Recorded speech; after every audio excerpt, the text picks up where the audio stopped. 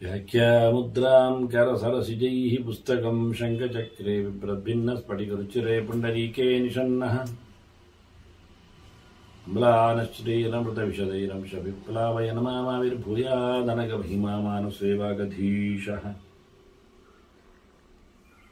नमस्ते प्राणेश प्रणतविभवायामनिमगाः नमः स्वामिन्नरामप्रियतमनुमन् गुरुगुण नमस्तुभ्यं भीमप्रबलतमकृष्णेष्ट भगवन् नमः श्रीमन्मध्वप्रदिश सुदर्शन्नो जय जय श्रीगुरुभ्यो नमः नारायणं सुरगुरुं जगदेकनाथं भक्तप्रियं सकललोकनमस्कृतं च त्रैगुण्यवर्जितमजं विभुमाद्यमीशं वन्दे भवग्नं हरासुरसिद्धवन्द्यं नारायणं नमस्कृत्य नरं चैव नरोत्तमं देवीं सरस्वतीं व्यासं ततो जयमुदीरये ವೇದವ್ಯಾಸುರ ಮಹಾಭಾರತದ ಚಿಂತಕರಿಗೆ ವಂದನೆಗಳು. ಆಶ್ರಮ ಮಾಸಿಕ ಪರ್ವದ 22ನೆಯ ಪ್ರವಚನ. ಧೃತರಾಷ್ಟ್ರಾದಿಗಳು ಆಶ್ರಮದಲ್ಲಿ ವಾಸ ಮಾಡುತ್ತಾ ಇದ್ದಾರೆ. ಪಾಂಡವರೆಲ್ಲರೂ ಕಾಣಲು ಬಂದಿದ್ದಾರೆ. ಎಲ್ಲರ ಪರಿಚಯ ತಾಪಸ್ಸರಿಗಾಗಿ ಹೊರಟೋದ ಬಳಿಕ ಮತ್ತೆ ಧೃತರಾಷ್ಟ್ರ ಧರ್ಮರಾಜನಲ್ಲಿ ಕುಶಲ ಪ್ರಶ್ನೆಯನ್ನು ನಡೆಸ್ತಾನೆ.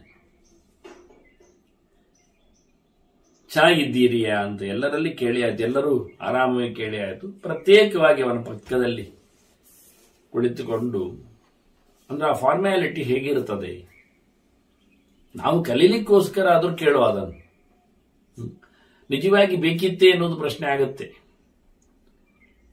ಘೋರವಾದ ತಪಸ್ಸಿನಲ್ಲಿ ನೆಲೆಗೊಂಡ ಧೃತರಾಷ್ಟ್ರನಿಗೆ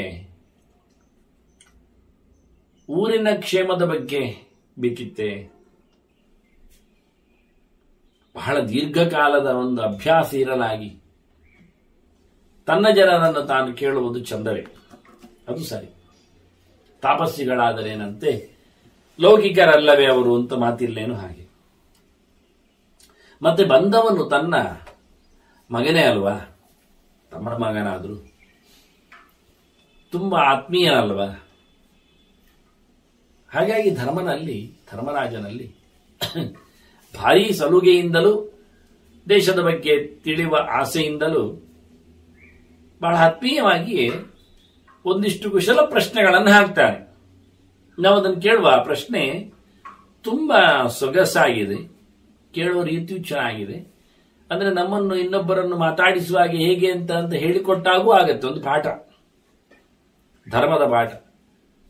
ಒಂದೊಮ್ಮೆ ನಮಗೆ ಬೇಕಾದವರು, ಗೊತ್ತಿದ್ದವರು, ಅವರೆಡೆ ನಾವೊಂದೊಮ್ಮೆ ಮಾತಾಡುವುದಾಗಿ ಹೇಗಿರ್ತದೆ, ಹೇಗೆ ಮಾಡಬಹುದು, ಕೇಳಲಿಕ್ಕೆ ಹೇಗೆ ಆಗ್ತದೆ ಅಂತ ಕೇಳಲಿಕ್ಕೆ ಇಲ್ಲಿನ ಕೆಲವು ಗೆಳೆಗಳು.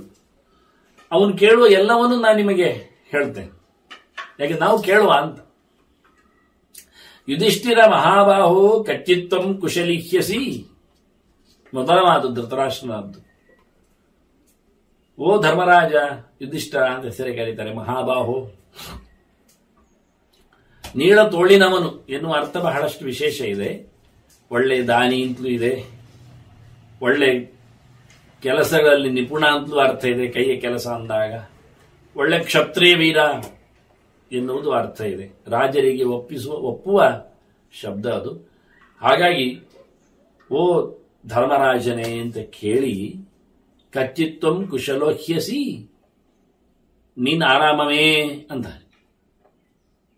ಬಹಳ ಸ್ಪಷ್ಟವಾಗಿ ಪ್ರತ್ಯೇಕವಾಗಿ ನೀನು ಕ್ಷೇಮವೇ ಅಂತ ಕೇಳಿಕೊಂಡ. ಯಾರ ಜೊತೆಯಲ್ಲಿ ಸಹಿತ ಭ್ರಾತೃಭಿ ಸರ್ವೈಹಿ, ನಿನ್ನ ತಮ್ಮಂದಿರು ನಿನ್ನ ಜೊತೆಯಲ್ಲಿ ಎಲ್ಲರೂ ಕ್ಷೇಮವಾ, ಅದರಲ್ಲಿ ಸೇರಿಸಿಕೊಳ್ಳಿಕ್ಕೆ ಪ್ರತ್ಯೇಕವಾಗಿ ತಮ್ಮಂದಿರನ್ನು ಗುರುತಿಸಿಕೊಳ್ಳುವಂತೆ ತಮ್ಮಂದಿರ ಜೊತೆಯಲ್ಲಿ ನಿನ್ನ ಕ್ಷೇಮ ಸಮಾಚಾರ. ಪೌರ ಜಾನಪದ ಇಸ್ತತಾ ಸಹಿತ, ಮತ್ತೆ ನಿನ್ನ ಅರಮನೆ ಅಂತಃಪುರದ ಒಳಗಿದ್ದವರು ಪರಿಚಾರಕರು, ಮತ್ತೆ ಜಾನಪದರು, ಊರಿನವರು, ಅಂದ್ರೆ ಒಂದು ಮಾತಿನಲ್ಲಿ ಎಲ್ಲವನ್ನೂ ಕವರ್ ಮಾಡಿದಾಗೆ ಕೇಳುವ ರೀತಿ. ಧರ್ಮರಾಜ ಕುಶಲವೇ, ತಮ್ಮಂದಿರ ಜೊತೆ, ಊರವರ ಜೊತೆ ಮುಗಿತಲ್ಲ. ತಮ್ಮಂದಿರನ್ನು ಪ್ರತ್ಯೇಕ ಮಾಡಿದ, ಪ್ರತಿ ವ್ಯಕ್ತಿಯನ್ನು ತಿಳಿಕೊಂಡಾಗ ಆಗತ್ತೆ ಅಂತ ಎಲ್ಲ ತಮ್ಮಂದಿರ ಶಬ್ದ ಹಾಕ್ತಾನೆ. ಜೊತೆಯಲ್ಲಿ ಎಲ್ಲ ಊರಿನವರನ್ನು, ಅಂದ್ರೆ ನಾವೊಬ್ಬರಲ್ಲಿ ಮಾತಾಡಿಸುವುದಾದ್ರೆ ಹೇಗಿದ್ದೀರಿ ಕೇಳಿಕೊಂಡು ಕ್ಷೇಮವೇ ಅಂತ ತಿಳಿಸಿ, ನಿಮ್ಮ ಬಂಧುವರ್ಗ ಕುಟುಂಬ ಎಲ್ಲ ಸೇರಿಕೊಂಡು ನೀವೆಲ್ಲರೂ ಅಣ್ಣ ತಮ್ಮಂದಿರಿದ್ರೆ, ಅಕ್ಕ ತಂಗಿಯರಿದ್ರೆ, ಮನೆ ಮಂದಿಯವರಿದ್ರೆ, ಆಫೀಸಿನವರೊಂದೊಮ್ಮೆ ಇದ್ರೆ, ಇವರೆಲ್ಲ ಕೇಳಿಕೊಳ್ಳುವಂತಹ ಒಂದು ರೀತಿ ಬಹಳ ಚೆನ್ನಾಗಿದೆ. ಒಬ್ಬ ರಾಜನಾಗಿ ರಾಜನ ಕುಶಲೋಪರಿ ಮಾತಾಡಿಕೊಳ್ಳುವಲ್ಲಿ ನೀನು ನಿನ್ನ ತಮ್ಮಂದಿರು, ಕಳೆದ ಬಾರಿ ಹೇಳಿದ್ದ ಲೋಕಪಾಲರಂತೆ ಬ್ರಹ್ಮನಂತೆ ಧರ್ಮರಾಜ ಮತ್ತವನ 4 ತಮ್ಮಂದಿರು ಅಂತ.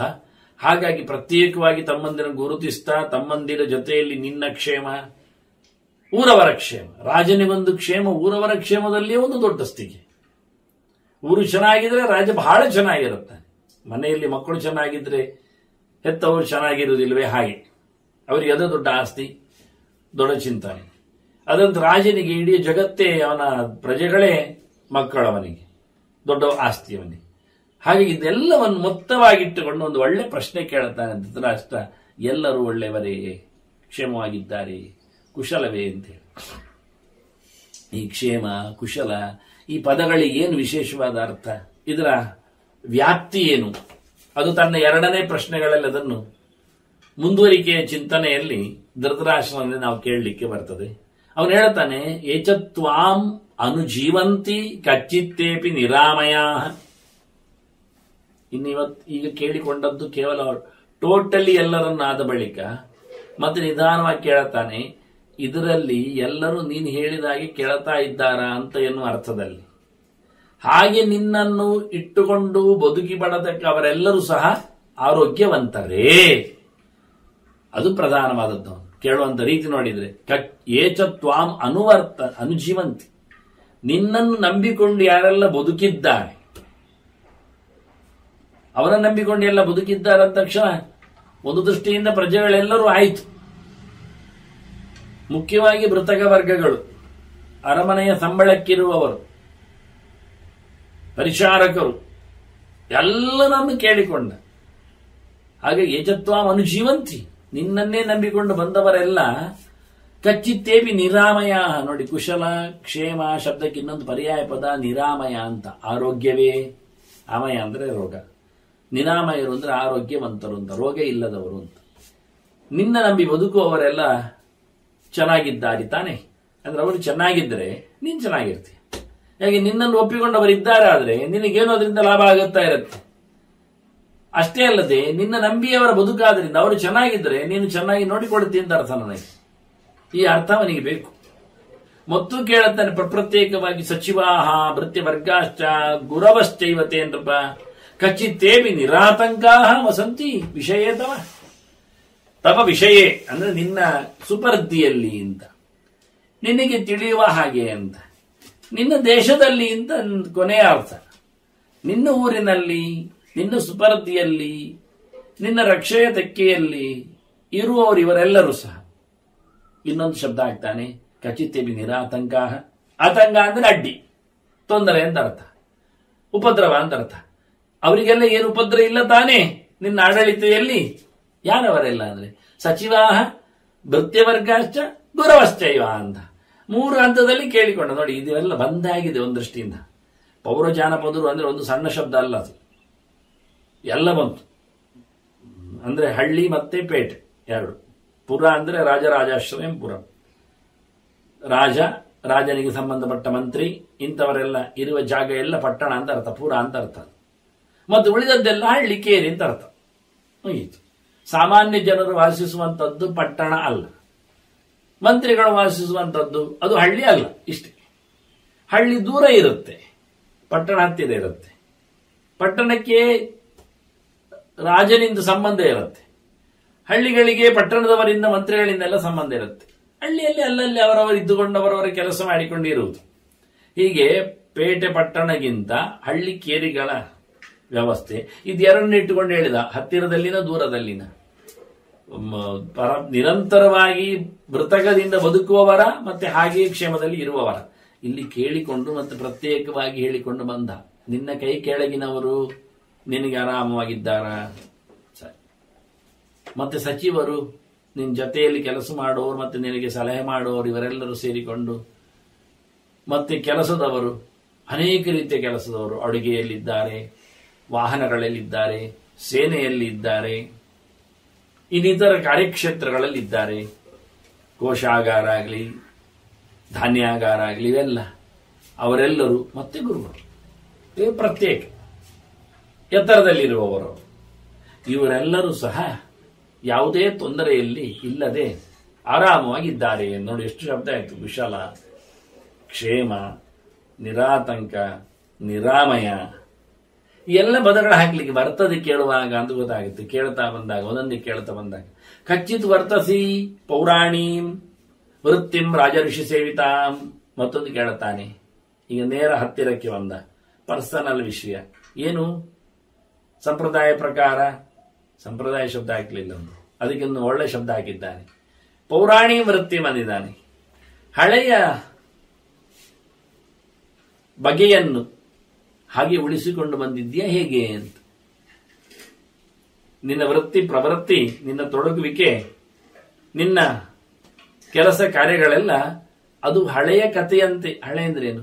ಆ ಶಬ್ದ ಆಗಿದ್ದವನು ಪುರಾಣ ಅಂತ. ಪುರಾಣ ಅಂದ್ರೇನು? ಶಾಸ್ತ್ರೀಯ ಅಂತ. ಶಾಸ್ತ್ರ ಪ್ರಕಾರವಾದ. ನಮಗೆ ಪುರಾಣ ಶಬ್ದ ಹಳೆದೊಂದು ಒಂದು ಅರ್ಥ ಇದೆ, ಇನ್ನೊಂದು ಪೌರಾಣಿ ವೃತ್ತಿಯಿಂದ ಹಿಂದಿನವರು ನಡೆದುಕೊಂಡು ಬಂದ ಕಥೆ ಅಂತ. ಅದನ್ನು ನೀವು ಸಂಪ್ರದಾಯ ಅಂತ ಶಬ್ದದಲ್ಲಿ ಹೇಳುವಂಥದ್ದು.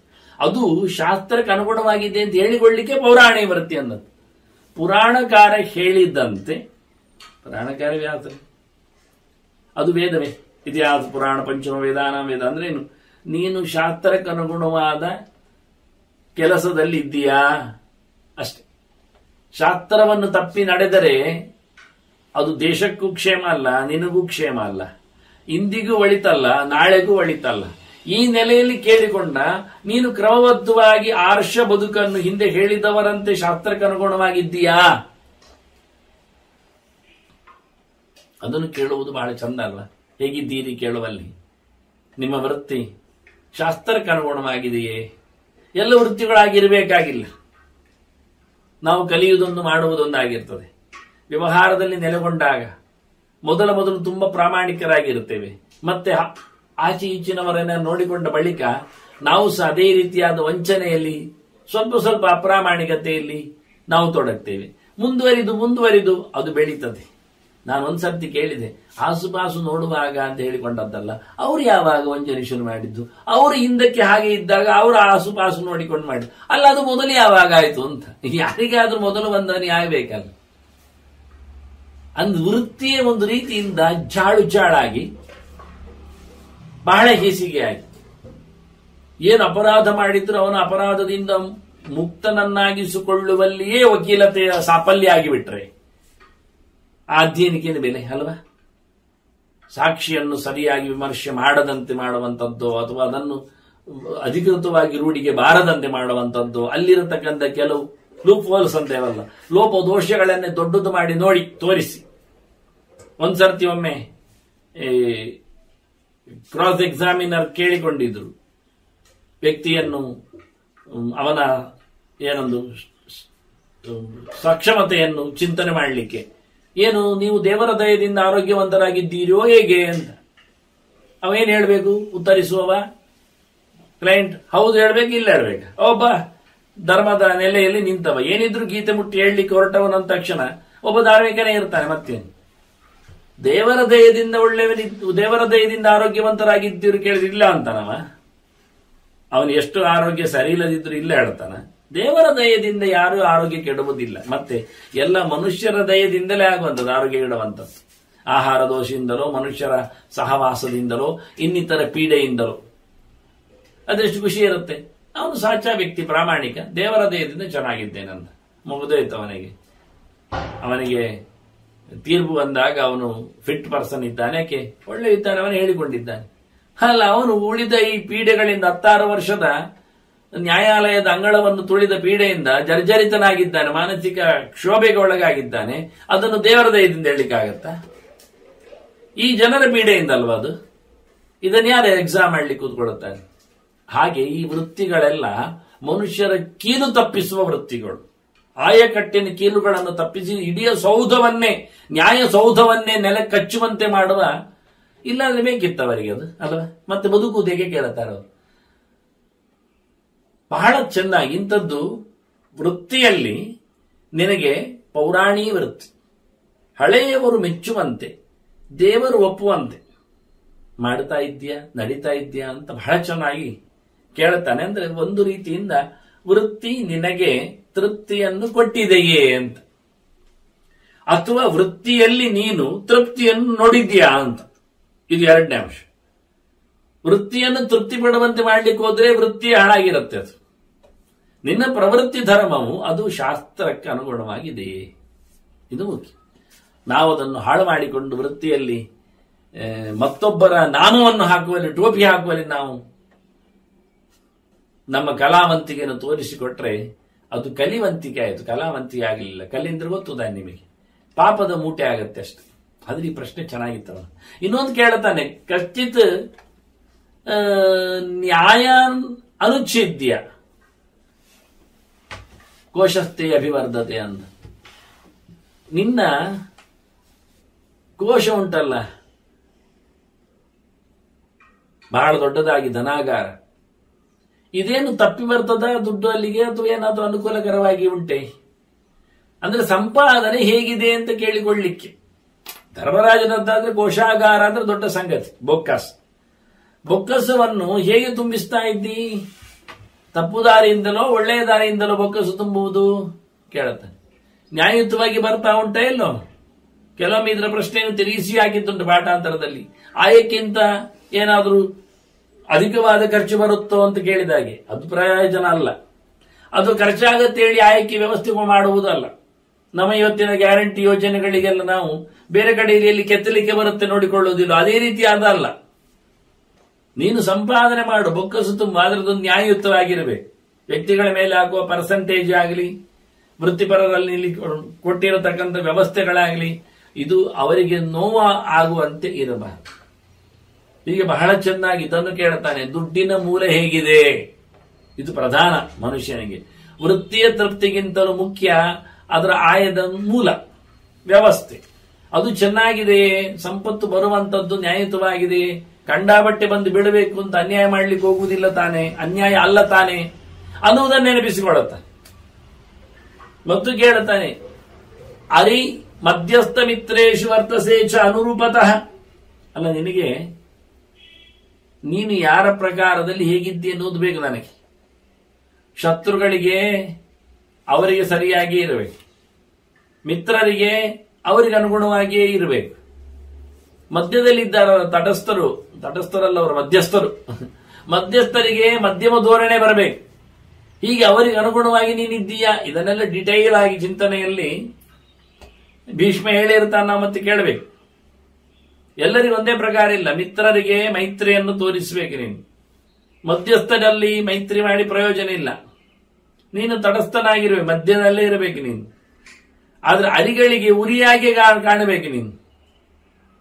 ಬೇಕಾದಾಗ ಅವರನ್ನು ನೋಡಿಕೊಳ್ಳಿಕ್ಕೆ ಉಂಟು. ಅಂದ್ರೆ ತ್ರಿವಿಧ ಜೀವರು ಇದ್ದಾರೆ ಪ್ರತಿ ವ್ಯಕ್ತಿಗೂ. ಪ್ರತಿ ವ್ಯಕ್ತಿಯನ್ನು ಪ್ರೀತಿಸುವವರಿರ್ತಾರೆ, ಪ್ರತಿ ವ್ಯಕ್ತಿಯನ್ನು ದ್ವೇಷಿಸುವವರಿರ್ತಾರೆ. ಪ್ರತಿ ವ್ಯಕ್ತಿಯಲ್ಲಿಯೂ ಪ್ರೀತಿಯು ದ್ವೇಷವನ್ನು ಎರಡನ್ನು ಸಹ ಮಾಡುವ. ಬಂದಾಗ ಪ್ರೀತಿಯೂ ಮಾಡ್ತಾರೆ, ಬಿದ್ದಾಗ ದ್ವೇಷವೂ ನಡೆಸ್ತಾರೆ. ಅವರಿಗೆ ಬೇಕಾದಾಗ ದ್ವೇಷಿಸ್ತಾರೆ, ಅವರಿಗೆ ಬೇಕಾದಾಗ ಪ್ರೀತಿಸ್ತಾರೆ, ನಮಗೆ ಬೇಕಾದಾಗ ದ್ವೇಷಿಸ್ತಾರೆ, ನಮಗೆ ಬೇಕಾದಾಗ ಪ್ರೀತಿಸ್ತಾರೆ. ಇಂಥವರಿದ್ದಾರೆ, ಎರಡು ಬಿಟ್ಟವರಿದ್ದಾರೆ. ಪ್ರೀತಿ ಇಲ್ಲ, ದ್ವೇಷವೇ ಇಲ್ಲ, ಉದಾಸೀನ ಭಾವದವರಿದ್ದಾರೆ. ಹಾಗಾಗಿ ಲೋಕದಲ್ಲಿ ನಾವು ಮೂವರನ್ನು ನೋಡಬಹುದು. ಪ್ರತಿ ವ್ಯಕ್ತಿಗಳಿಗೂ ಜೀವತ್ರೈವಿಧ್ಯ ಅದು ಸಹಜ ದರ್ಶನ. ಲೋಕದಲ್ಲಿ ನಾವು ನೋಡುವಾಗ ಗೊತ್ತಾಗುತ್ತೆ. ಕೆಲವರು ಗುರುತು ಅರ್ಥ ಇಲ್ಲದವರು, ನಮಗೆ ಅವರಿಗೆ ಪರಸ್ಪರ ಯಾರಿಗೂ ಏನು ಗೊತ್ತಿಲ್ಲ. ಆದ್ರೆ ನೋಡುವಾಗಲೇ, ನೋಡುವುದರಿಂದಲೇ, ನೋಡಿದ್ದಕ್ಕೇನೆ ಅಥವಾ ಬಂದದ್ದಕ್ಕೆ, ಇದ್ದದ್ದಕ್ಕೆ, ಹೋದದ್ದಕ್ಕೇನೆ ಅಲ್ಲಿಗೆ ಒಂದು ರೀತಿಯಾದ ಸಣ್ಣ ಮಟ್ಟಿನ ಹಾಸ ಇರುತ್ತದೆ ಮೋರೆಯಲ್ಲಿ, ಮಂದಹಾಸ. ಯಾರ್ಯಾರು ಗೊತ್ತಿಲ್ಲ. ಮನುಷ್ಯ ಇಷ್ಟು ಗೊತ್ತಷ್ಟೇ. ಯಾವುದೋ ಒಂದು ಗೊತ್ತಿಲ್ಲದ ಊರಿನಲ್ಲಿ ನೀವು ಯಾವುದೋ ಒಂದು ಬಗೆಯಿಂದ ಪ್ರಯಾಣ ಬೆಳೆಸಿದಾಗ ಅಲ್ಲಿ ಯಾರೋ ಇದ್ದ ಒಬ್ಬ ವ್ಯಕ್ತಿ ಗಮನ ಕೊಡುವುದಿಲ್ಲ. ಕೊಟ್ಟಾಗಿ ಮಾಡಿದಾಗ ನಕ್ಕಂತೆ ಮಾಡಬಹುದು, ನೀವು ನಕ್ಕಂತೆ ಆಗಬಹುದು. ಇದು ಒಂದು ರೀತಿಯ ಜೀವ ಸ್ವಭಾವ. ಅದೇ ಅಲ್ಲಿಯೇ ಇನ್ನೊಂದು ಕಡೆಯಲ್ಲಿ ನೀವು ನೋಡಿ ಒಬ್ಬ ಮೂಗು ಮುಸುಣ್ಣುಗಳನ್ನೆಲ್ಲ ಪೇಂಟಿಸಬಹುದು, ಕಣ್ಣು ಕೆನ್ನೆಗಳನ್ನೆಲ್ಲ ಉಬ್ಬಿಸಿಕೊಳ್ಳಬಹುದು. ಯಾಕೆ ಹೇಳಿದ್ರೆ ಗೊತ್ತಿಲ್ಲ, ಮನುಷ್ಯ ಸ್ವಭಾವ ಅಷ್ಟೇ ಹೋಗ್ತಾರೆ. ಮತ್ತೊಂದು ಅವನಿಗೆ ನೀವೊಂದು ರೀತಿ ಎಲರ್ಜಿ ಹಾಕೊಂಡಿರಬಹುದು, ನಿಮಗಾಗದಿದ್ರು, ನೀವು ಮಾಡದಿದ್ರು. ನಕ್ಕವನಿಗೆ ನೀವು ನಸು ನಕ್ಕೇ ನಗ್ತೀರಿ, ಉಪಾಯ ಇಲ್ಲದು. ಉಬ್ಬು ಗಂಟಿಕ್ಕಿದವನಿಗೆ, ಮೋರೆ ಪೆಂಟಿಸಿದವನಿಗೆ ನಾವು ಮಾಡ್ಲಿಕ್ಕೆ ಅಷ್ಟು ಪಕ್ಕನೆ ಹೋಗುವುದಿಲ್ಲ. ಹಾಗೊಂದು ರೀತಿಯ ಪ್ರತಿಕ್ರಿಯೆ ಮಾಡಿದರೆ ಅಲ್ಲಿ ಅದು ಮತ್ತೆ ನಮ್ಮ ಮುಸುಂಡನ್ನು ಅವನು ಹಾಗೆ ಮಾಡಿಕೊಟ್ರೆ ಕಷ್ಟ. ಮತ್ತೆ ಹೇಗಿದ್ದಾನೆ ಯಾರಿಗೊತ್ತು, ಅದು ಸರಿ. ನೋಡಿ, ಇದೊಂದು ಚಿತ್ರ. ಇನ್ನು ಏನಿಲ್ಲದವರು ಭಾವಾತೀತರು, ಭಾವನಾತೀತರು, ನೋಡಿಯೂ ನೋಡದಂತಿರುವವರು. ಆ ದೇಶದಲ್ಲಿ ನಾವು ನಮಗೆ ನಾವು ಹೊಸಬರಾದ್ರು ಅವರಿಗೆ ನಾವು ಹೊಸಬರಂತೆ ಇದ್ದರೆ ಅಂಥವರೇ ಇರ್ತಾರೆ. ಹೀಗೆ ಜೀವತ್ರೈವಿಧ್ಯ ಎನ್ನುವುದು ಎಲ್ಲ ಕಡೆಯಲ್ಲಿ ಉಂಟು. ಅದು ಪ್ರಾಣಿ ತ್ರೈವಿಧ್ಯ, ಕೇವಲ ಜೀವತ್ರೈವಿಧ್ಯ ಮಾತ್ರ. ಯಾವ ಪ್ರಾಣಿಯಲ್ಲಿಯೂ ಹಾಗೆ ಉಂಟು ಕತೆ. ಕೇಳುವ ಎಲ್ಲಾ ನಾಯಿ ನೋಡಿದ ತಕ್ಷಣ ಬೊಗಳತದೆ ಹೇಳಬೇಡಿ, ಎಲ್ಲಾ ನಾಯಿ ಸುಮ್ಮನೆ ಇರ್ತದೆ ಹೇಳಬೇಡಿ, ಎಲ್ಲಾ ನಾಯಿ ಓಡ್ತದೆ ಹೇಳಲಿಕ್ಕಿಲ್ಲ. ನಮ್ಮನ್ನು ನೋಡಿ ಕೆಲವು ಹತ್ತಿರ ಬರಬಹುದು, ಓಡಬಹುದು, ದೂಡಬಹುದು, ಬೊಬ್ಬೆ ಹೊಡಿಬಹುದು. ನಾಯಿ ಎಲ್ಲದರಲ್ಲಿ ಇದೆ, ಎಲ್ಲಾ ಪ್ರಾಣಿಗಳಲ್ಲಿ, ಎಲ್ಲಾ ಕಡೆಯೂ ಇದೆ. ಎಲ್ಲ ಮರಮಟ್ಟುಗಳು ಹಾಗೆ. ನಾವು ನಡೆದು ಬಂದಾಗ ನೆರಳು ಕಂಡಾಗ ಖುಷಿ ಪಡುವವರು ಇರ್ತಾರೆ, ನಮಗೆ ಗೊತ್ತಾಗುವುದಿಲ್ಲ. ನಮ್ಮನ್ನು ದೂರ ಸರಿಯುವಂತೆ ದುರ್ಗುಟ್ಟುವವರು ಇರಬಹುದು, ಅತ್ತ ಪ್ರೀತಿಯಲ್ಲ ಅತ್ತ ದ್ವೇಷವಲ್ಲ ಅಂತ ತಟಸ್ಥ ಭಾವದಲ್ಲಿ ಇದ್ದವರು ಇರಬಹುದು. ಅದು ಮರ, ನಿಜವಾಗಿ ಮರ, ಅದುವೇ ಸುಮ್ಮನೆ ಇರುವುದೇ ಮರ. ನೋಡಿ ಏನ್ ಮಾಡೋದು, ಪ್ರತಿಯೊಂದು ಕಡೆಯಲ್ಲಿಯೂ ಇದು ವಿಚಿತ್ರ ಅಂತಾನೆ. ಹೀಗೆ ಇವ ಕೇಳುತ್ತಾನೆ, ಹೇಗಿದ್ದಾರೆ ಆ 3 ಜನರಿಗೆ ಸರಿಯಾಗಿ ನೀನು 3 ರೀತಿಯ ರೆಸ್ಪಾನ್ಸ್, ಅವರ ಕೈಗೆ ಅವರ ಪ್ರತಿಕ್ರಿಯಿಸುವ ರೀತಿ ಚೆನ್ನಾಗಿದೆ ನಿಂದು, ಅವರವರಿಗೆ ಬೇಕಾದಾಗಿ ಉಂಟಾ ಕೇಳುತ್ತಾನೆ. ಮತ್ತೊಂದು ಚಂದವಾದ ಪ್ರಶ್ನೆ ಕೇಳ್ತಾನೆ, ಬ್ರಾಹ್ಮಣನ ಅಗ್ರಹಾರೈಶ್ಚ ಯಥಾವತ್ ಅನುಪಶ್ಯಸಿ. ನೀನು ತಿಳಿದವರನ್ನು, ಜ್ಞಾನಿಗಳನ್ನು, ಭಗವದಿಚ್ಛರುಳ್ಳವರನ್ನು, ದೇವರೆಡೆಗೆ ಸಾಗುವವರನ್ನು, ಧರ್ಮಾತ್ಮನನ್ನು ನೀನು ಚೆನ್ನಾಗಿ ನೋಡಿಕೊಳ್ತೀಯಾ ಕೇಳುತ್ತಾನೆ. ಇದು ಮುಖ್ಯ. ರಾಜನಿಗೆ ಹೇಳಿದ್ದ ಹಿಂದೆ ಧೃತರಾಷ್ಟ್ರ ಬೆಳಿಗ್ಗೆದ್ದಾಗ ಮಾಡಬೇಕಾದ ಕೆಲಸ ಯಾವುದು ಹೇಳುವಲ್ಲಿ, ತಿಳಿದವರನ್ನು ಪ್ರೋತ್ಸಾಹಿಸಬೇಕು. ನೀನು ಹೇಗೆ ಪ್ರೋತ್ಸಾಹಿಸಬೇಕು, ಅವರಿಗೆ ಏನು ಬೇಕು ಅದನ್ನು ಕೊಡುವ ಮೂಲಕ. ಅಗ್ರಹಾರ ಇಷ್ಟ. ಅಗ್ರಹಾರ ಅಂದ್ರೆ ಕೆಲವರೆಲ್ಲ, ಅಗ್ರಹಾರ ಅಂದ್ರೆ ಇವತ್ತುಂಟಲ್ಲ ಕೆಲವೊಮ್ಮೆ ಅಗ್ರಹಾರಗಳು ಅಂತ. ಅಗ್ರಹಾರ ಅಂದ್ರೆ ಒಂದು ಗ್ರಾಮ, ಊರುಗಳು, ಕೇರಿಗಳು.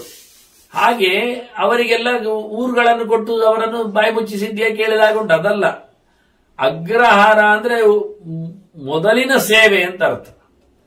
ಮೊದಲು ಕೊಡಬೇಕಾದದ್ದು ಅಂದ್ರೆ ಯಾರಿಗೆಲ್ಲ ಮೊದಲು ಪ್ರಿಯಾರಿಟಿ, ಯಾರಿಗೆ ಏನು ಕೊಡುವುದು ಕೇಳಿದಾಗ ಹುಡುಕಿ ಹುಡುಕಿ ತಿಳಿದವರಿಗೆ ಹೆಚ್ಚು ಕೊಡ್ಲಿಕ್ಕೆ ನೋಡ್ಬೇಕು.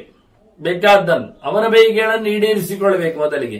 ಅವರು ಬದುಕಿದ್ದರೆ ತಾನೇ ನಮ್ಮ ದೇಶ ಬೆಳೆಯುವಂಥದ್ದು, ಜ್ಞಾನದ ಅಭಿವೃದ್ಧಿಗೆ ಕಾರಣ ಅವರು ರೂವಾರಿಗಳು. ಅದನ್ನು ಅವರಿಗೆ ಹೆಚ್ಚಿನ ಸೌಲಭ್ಯಗಳನ್ನು ಕಲ್ಪಿಸು, ಅವರಿಗೆ ಮನ್ನಣೆಯನ್ನು ಕೊಡು, ಅಗ್ರಪೂಜೆಯನ್ನು ಮಾಡುವ ಹಾಗೆ ಅಂತವರು ನಿನ್ನ ಕೈಯಲ್ಲಿ ಸಿಕ್ಕಿದರೆ ಅವರು ಒಳ್ಳೆಯ ಸಲಹೆ ಸೂಚನೆಗಳಿಂದ, ಗುಡ್ ವಿಲ್ಸ್ಗಳಿಂದ ನಿನ್ನನ್ನು ವಿಜಯಿಗಳಾಗಿಸ್ತಾರಲ್ವಾ. ಅದಕ್ಕಾಗಿ ಅದನ್ನು ಕೇಳುತ್ತಾನೆ, ನಿನ್ನ ಸುಪರ್ದಿಯಲ್ಲಿರುವಾಗ ನಿನ್ನಲ್ಲಿ ಅಂತವರಿಗೆಲ್ಲ ಮನ್ನಣೆ ಬರ್ತದೆಯೋ ಕೆಚ್ಚಿತ್ತೆ. ಇನ್ನೊಂದು ಕೇಳುತ್ತಾನೆ ಬಹಳ ಚೆನ್ನಾಗಿ. ಜನರೆಲ್ಲ ಸಂತೋಷ ಪಡ್ತಾರೆ ಕೆಲವೊಮ್ಮೆ ರಾಜರನ್ನು, ಕೆಲವರೆಲ್ಲ ಮೂದಲಿಸ್ತಾರೆ, ದೂರ ಆಗ್ತಾರೆ. ಅದನ್ನು ಕೇಳ್ತಾನೆ, ಕಚ್ಚಿತ್ತೆ ಪರಿದುಷ್ಯಂತಿ ಶಿಲೇನ ಭರತರ್ಷವ ಶತ್ರವೋಪಿ ಕಿಮು ಪೌರಾಹ ಕುತ ಪೌರಾಹ ವೃತ್ಯಾವಾಸು ಜನೋಪಿ. ನಿನ್ನ ವೃತ್ತದಿಂದಲೇ ನೀನು ಎಲ್ಲರನ್ನು ಗೆಲ್ಲಬೇಕು, ಹಾಗೆ ಶತ್ರುಗಳು ಮಣಿಯುವಂತಿರಬೇಕು. ಅದನ್ನ ನಿನ್ನ ಈ ನಡತೆ ಅದು ಚೆನ್ನಾಗಿದೆಯೇ, ಶತ್ರುಗಳನ್ನು ಮಣಿಸುವಂತೆ ಉಂಟಾ, ಅವರೂ ನಿನ್ನನ್ನು ಮೆಚ್ಚುವಂತೆ ಉಂಟಾ? ಬಿಡು ಊರಿನವರನ್ನು, ಬಿಡು ನಿನ್ನ ಕೆಲಸದವರ ಬಗ್ಗೆ ಕೇಳುವುದು, ಅದು ನಿನ್ನವರ ಬಗ್ಗೆ. ಇಷ್ಟು ರೌಂಡ್ ಇರ್ತದೆ ರಾಜನಿಗೆ. ತನ್ನ ಜನ ಅಂತ ಒಂದು ಇರ್ತದೆ, ತಮ್ಮಂದಿರು ಅಂತ ಇಟ್ಕೊಳ್ಳಿ. ಈಗ ಬೇಕಾದ್ರೆ ತಮ್ಮಂದಿರು, ತನ್ನ ಹೆಂಡತಿ, ತನ್ನ ತಮ್ಮಂದಿರ ಹೆಂಡತಿಯರು, ತಮ್ಮ ಬಂಧುವರ್ಗ, ಅದು ಸ್ವಜನ. ಅದು ರಾಜ್ಯ ನೋಡಿದ್ರೆ ಭೃತ್ಯ ವರ್ಗ, ಕೆಲಸಗಾರರು, ಸೇವಕರು, ಅದು ಮಂತ್ರಿಗಳು, ಸೇನಾಪತಿ, ಎಲ್ಲರೂ ಬಂದು ಇಟ್ಕೊಳ್ಳಿ, ಸಂಬಳದಲ್ಲಿ ಇರುವವರು ಅಂತ. ಅದರ ಇನ್ನೊಂದು ರೌಂಡ್ ನೋಡಿದ್ರೆ, ಇನ್ನೊಂದು ಅವರ ಸರ್ಕಲ್ ನೋಡಿದ್ರೆ, ಆಚೆ ನೋಡಿದ್ರೆ, ಆವರಣ ನೋಡಿದ್ರೆ ಅದು ಊರಿನವರು. ಮತ್ತೆ ಇನ್ನು ಆಚೆಗೆ ನಿಂತ್ರೆ ರಾಜನಿಗೆ ಆಗದವರು ಅಂತ ಒಂದು ಸಿಗ್ತದೆ. ಅವರು ದೂರದಲ್ಲೇ ಇರ್ಲಿಕ್ಕೆ, ಹತ್ತಿರದಲ್ಲಿದ್ರು ದೂರದಲ್ಲಿ ನಾವಿಡ್ಬೇಕಾಗ್ತದೆ. ಅದನ್ನ ಹೇಳ್ತಾನೆ, ನಿನ್ನ ಪ್ರಭಾವ ನಿನ್ನ ಮಂದಿಗೆ ಮಾತ್ರ ಅಲ್ಲ, ನಿನ್ನ ಸೇವಕರಿಗೆ ಅಷ್ಟೇ ಅಲ್ಲ, ನಿನ್ನ ಊರಿನ ನಿನ್ನ ಪ್ರೀತಿಯ ಮಕ್ಕಳಿಗೆ ಪ್ರಜೆಗಳಿಗೆ ಅಷ್ಟೇ ಅಲ್ಲ, ನಿನಗಾಗದವರ ಮೇಲೂ ನಿನ್ನ ಪ್ರಭಾವ ಬೀರ್ತದೆಯೋ, ಬಿದ್ದಿದೆಯೋ, ಬೀಳುವಂತಾಗಿದೆಯೋ, ಬಿದ್ದು ಅವರು ಮಣಿಯುವಂತೆ ಬಾಯಿ ಮುಚ್ಚಿರುವಂತೆ ಆಗಿದೆಯಾ ನೋಡಿ. ನಾವು ನಮ್ಮ ನಡತೆಯಿಂದಲೇ ಜನರನ್ನು ಬಗ್ಗಿಸುವಂತಿರಬೇಕು. ವೈರಿಗಳು ಶಾಂತ ಆಗುವಂತಿರಬೇಕಾದ್ರೂ ನಮ್ಮ ಶೀಲವೇ ಪ್ರಧಾನ ಕಾರಣ. ನಮ್ಮ ಗುಣನಡತೆ ಅದಕ್ಕೆ, ನಮ್ಮ ವಿನಯವಂತಿಕೆ, ನಮ್ಮ ಬುದ್ಧಿವಂತಿಕೆ, ನಮ್ಮ ಜ್ಞಾನವೇ, ನಮ್ಮ ಎತ್ತರವೇ ನಿಜವಾಗಿ. ನಾವು ದುಡುಕಿದರೆ, ನಾವು ಶತ್ರುಗಳಂತೆ ಗುಡುಗಿದರೆ ಏನು ಪ್ರಯೋಜನ ಆಗುತ್ತೆ? ಹಾಗಾಗಿ ನಾಯಿಯಂತೆ ಉತ್ತರಿಸ್ತಾ, ಬಾಲಲ್ಲಾಡಿಸ್ತಾ, ಬೊಗಳುತ್ತಾ, ಅಲ್ಲಕ್ಕಿ ಚೀತಾ ಕೂತ್ರೆ ಮತ್ತೊಂದು ನಾಯಿ ಆಯಿತು ಹೊರತು ಮತ್ತೇನಾಗಲಿ. ಅಂದ್ರೆ ಕೂಗುವ ನಾಯಿಗೆ, ಬೊಗಳುವ ಪ್ರಾಣಿಗೆ, ಹಾರುವ ಆ ವಸ್ತುವಿಗೆ, ಭೂತಕ್ಕೆ ನಾವು ಹಾಗೆ ಮಾಡುವುದಲ್ಲ, ಬೇರೆ ರೀತಿಯಿಂದ ಅದನ್ನು ಸಮಾಧಾನಗೊಳಿಸಬೇಕಿರುತ್ತೆ. ನಾವು ನಮ್ಮ ಬಾಡಿಗೆ ಸುಮ್ಮನೆ ನಿಂತರೂ ಆಗುತ್ತೆ. ಕೆಲವು ನಾಯಿಗಳು ಬಾಯಿ ಮುಚ್ಚುತ್ತಾರೆ, ಒಂದರೆ ಕ್ಷಣ ಸುಮ್ಮನೆ ಇರುತ್ತೆ. ಇದು ಯಾವುದಕ್ಕೂ ಮಣಿಯೋದಿಲ್ಲ ಅಂತ ಅರ್ಥ ಆಗುತ್ತೆ, ಹಿಂದೋಗುತ್ತೆ. ನಾವು ಅದಕ್ಕೆ ಗಿಟಲೆ ಮಾಡ್ತೇವೆ, ಶುರು ಮಾಡ್ತೇವೆ, ಅದು ತನ್ನ ಕ್ರೂರತನವನ್ನು, ಕ್ರೌರ್ಯವನ್ನು ಹೆಚ್ಚು ಮಾಡುತ್ತೆ. ಇದು ನಾಯಿ ನಾನು ಸುಮ್ಮನೆ ಹೇಳಿದ ಊರಲ್ಲಿ ನಿಮಗೆ ಕಾಣುತ್ತದೆ ಅಂತ. ಅದೇ ಕಾಡಿನಲ್ಲಿ ನೀವು ಒಂದು ಸಿಂಹಕ್ಕೆ ಸಿಕ್ಕಿದ್ರೆ ಏನ್ ಮಾಡ್ತೀವಿ? ಎಲ್ಲಿ ನಿಲ್ಲಿಕ್ಕೆ ತಾಕತ್ತಿದೆ ನಿಮಗೆ? ಆಗ ಓಡುವುದಲ್ಲ. ಮತ್ತೆ ಅದರ ಹತ್ತಿರ ಶರಣಾರ್ಥಿ ಇದ್ದೇನೆ, ನನ್ನ ಗೋಣು, ನನ್ನ ಕೈ ಕಾಲು ಮುಗಿದಿದ್ದೇನೆ, ಹಾಗೇನಿಲ್ಲ. ಮಾನಸಿಕವಾಗಿ ನಾನು ಏನೂ ಉಪದ್ರವ ಮಾಡಲಿಕ್ಕಿಲ್ಲ ಎನ್ನುವುದನ್ನು ಗ್ಯಾರಂಟಿಯಾಗಿ ನಿಂತರೆ ಅದರ ಅಡಿ ಹೋಗ್ತದೆ, ನಾವು ಹೋಗ್ಬೋದು. ಹೀಗೆ ನಾನು ಗುರುತಿಸ್ತಾನೆ ಅವನು ಕೂತ್ಕೊಂಡು. ಹೇಗಿದ್ದಿ? ನಿನ್ನ ವೃತ್ತದಿಂದ ಇಲ್ಲಿ ಜಗತ್ತನ್ನು ಗೆದ್ದಿದ್ದೀಯಾ? ನಿನ್ನ ಅರಿವರ್ಗವನ್ನು ಸಹ ನೀನು ಸಂಭ್ರಮಿಸಿಕೊಳ್ಳುವಂತೆ ಮಾಡಿದ್ದೀಯಾ ಹೇಗೆ ನಿನ್ನ ನಡತೆಯಿಂದ ಅಂತ. ಮತ್ತೊಂದು ಕೇಳ್ತಾನೆ ಬಹಳ ಚೆನ್ನಾಗಿ, ನಿನ್ನ ಆರಾಧನೆ ಹೇಗಿದೆ ಅಂತ. ಇನ್ನು ಖಾಸಗಿಯಲ್ಲಿಯೂ ಉದಾತ್ತವಾದದ್ದು, ಲೋಕಕ್ಕಿಂತ ಆಚೆಗೆ. ಕಚ್ಚಿದ್ ಯಜಸಿ ರಾಜೇಂದ್ರ ಕೇಳ್ತಾನೆ. ಈಗ ರಾಜೇಂದ್ರ ಬಂದ. ದೊಡ್ಡ ರಾಜ. ರಾಜರಿಗೆ ದೊಡ್ಡಸ್ತಿಗೆ ಬಂದಾಗ ಯಾವುದರಿಂದ ಬರಬೇಕು ಹೇಳಿದ್ರೆ, ಅವರು ಒಳ್ಳೆ ಒಳ್ಳೆಯ ಧರ್ಮಕರ್ಮಗಳನ್ನು ಮಾಡಿ ಅಭಿಷೇಕಗೊಂಡಾಗಬೇಕು. ಅದರಿಂದ ಯಾಗ ಯಜ್ಞಗಳನ್ನೆಲ್ಲ ನಡೆಸ್ತಾ ಇದ್ದೀಯಾ? ಲೋಕದಲ್ಲಿ ಎಲ್ಲ ಧರ್ಮಕರ್ಮಗಳನ್ನು ಮಾಡುವ ಮೂಲಕ ಸುಭಿಕ್ಷೆ, ಹಾಗೆಯೇ ಬಹಳ ಎತ್ತರದ ಶ್ರೀಮಂತಿಕೆ, ಗುಣವಂತಿಕೆಗಳು ಇವೆಲ್ಲ ಬರ್ತಾವೆ. ಆದ್ರಿಂದ ನೀನ್ ಮಾಡ್ತಾ ಇದ್ದೀಯಾ? ದೇವತೆಗಳ ಸಮಾರಾಧನೆ ಆಗ್ತಾ ಉಂಟಾ?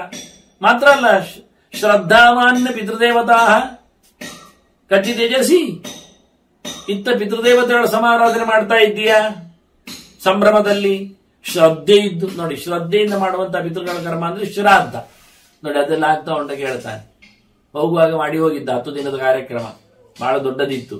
ಈಗ ರಾಜನಲ್ಲಿ ಕೇಳ್ತಾನೆ, ನಿಂದು ಯಜ್ಞ, ಯಾಗ, ದಾನ, ಧರ್ಮ ಎಲ್ಲ ಚೆನ್ನಾಗಿ ನಡೀತಾ ಉಂಟ?